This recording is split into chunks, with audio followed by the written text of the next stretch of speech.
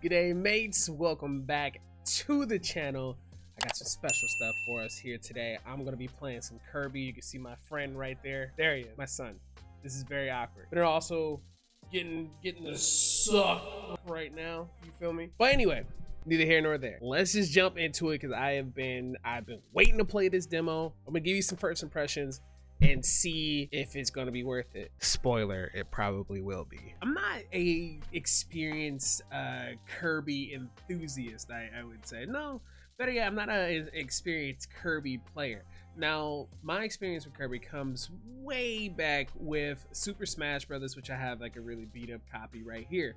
But it comes back from Super Smash Brothers, and since then I played some that were on the Game Boy games or Game Boy Color games, but never really beat them. I even picked up in my adult years Kirby for the 64, but never actually got around to playing it. So this is going to be one of those Kirby games where outside of the Super Nintendo or the Super Nintendo Mini, where I will have an opportunity to play a Kirby game, and that in itself just really excites me. I want to talk about things that were just like right there in my face and jumping out at me, which was the visuals and the gameplay.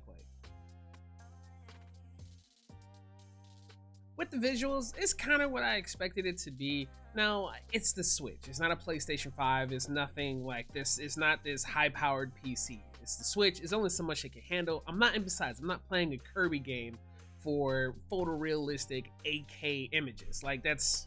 what? Now, all that is to say that I got a little worried when they showed the setting and how it was in this Forgotten Land, right? Where it could have been this very dull and just boring, just not overall interesting type of setting. But boy, was I wrong. Not only did they show us that it's not going to be that dull concept, but they still gave us the characters and some of the creatures that we've seen in previous games or models, but still remain true to the roots as far as showing us a very colorful environment. It could have definitely went in a way that I'm sure a lot of people wouldn't have wanted, which was that kind of like muted colors look, but I'm glad they kept it colorful. Now, let's talk about the gameplay. The gameplay was fun and it flowed. Every part about the gameplay I loved. But by flowing, I mean that it was very easy to pick up. As someone that is not as experienced with Kirby games like myself, but this was very easy to pick up and play, even on wild mode difficulty. However, there was one aspect I was kind of worried about. During a lot of the gameplay videos that you saw, or even the launch trailer that we received as well, it showed a bit of a fixed camera perspective, which I'm not a huge fan of in a lot of games, if any. And it doesn't really work too well. It's clunky, it can fight against you. It's not my favorite thing. However, it's a fixed camera in Kirby the Forgotten Land, but you're able to control it and still see around objects and still control where you want to see.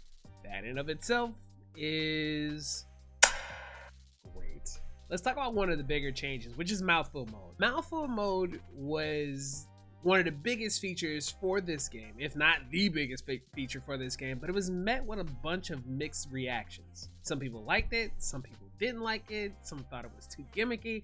I was one of those people. I thought it was a big gimmick, but I gotta tell you, it actually fits. Gives you a reason to use it. It doesn't feel forced, like the developers found a brand new idea, but they want to force everybody to use it, just like the Batmobile and Batman Arkham Knights. Each power feels like it has a use to it. Each power is definitely fun to use. Driving the car was a complete blast.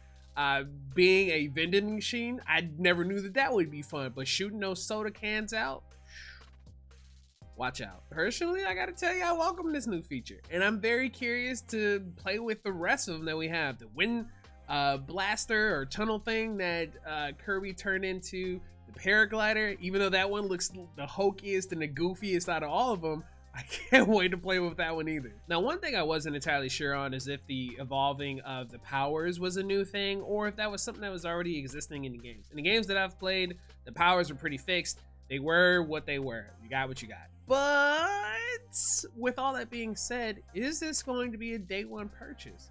Based off the demo and some of the videos that I've seen, yeah, I think so. Now, it's not lost on any of us, this parade of games that we're all getting in the first quarter of this year, but I'm definitely gonna go out of my way to make sure that Kirby the Forgotten Land is in my system on March 25th.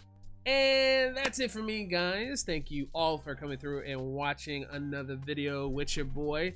But tell me something, is this gonna be a day one for you? And how do you feel about the mouthful mode? For those of you that played the demo, for those of you that are planning to watch someone else play it, do you think mouthful mode is welcome? Or is it a feature they should probably never do again and just stick to the original formula? Oh, anyway, don't forget to like and share the video, drop a comment, tell me how you feel. And I'll see you on the next one. Bye.